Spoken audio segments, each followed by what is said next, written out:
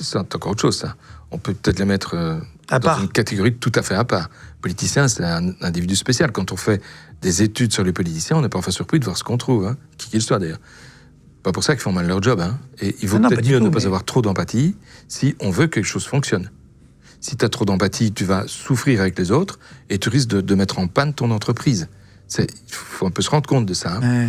Donc voilà, c'est là. Et alors c'est paradoxal parce que tu trouves dans les professions où il y a le moins de psychopathes, les enseignants, bon ça va, mais les médecins.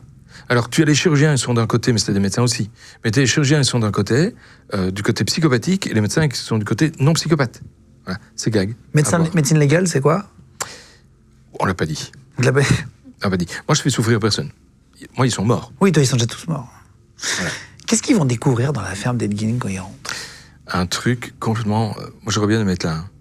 En fait... T'aurais bien aimé voir ça? Ah ouais. C'est unique. Hein. C'est passionnant, les serial killers, parce que tu te demandes à quel moment le cerveau humain, il peut devenir aussi fou. À peu près au début. Hein. En fait, lui, il devient...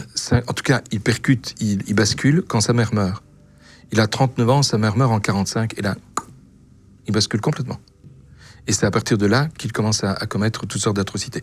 Bon, on va se calmer, hein. Serial killer, il a tué 2 personnes. Mais on l'a quand même rangé dans les serial killers parce qu'il en a déterré à peu près 40.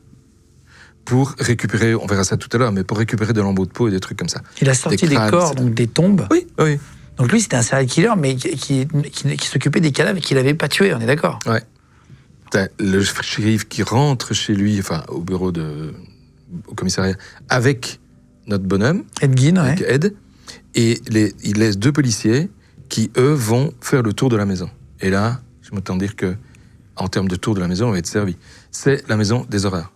Il commence par la grange, qui est ouverte, et il trouve le cadavre de la dame que l'on cherchait, suspendu par les pieds, l'abdomen ouvert et plus de tête. L'abdomen est ouvert et il est éviscéré. Ça veut dire qu'il a retiré tous les organes abdominaux. Le foie, les reins, la rate, les intestins, l'estomac, tout ça, le duodénum. Allez, hop là, dehors. Il a pris tout ça, il les a tapés chez lui sous l'évier, et la tête de la femme l'a coupée juste à côté. Voilà.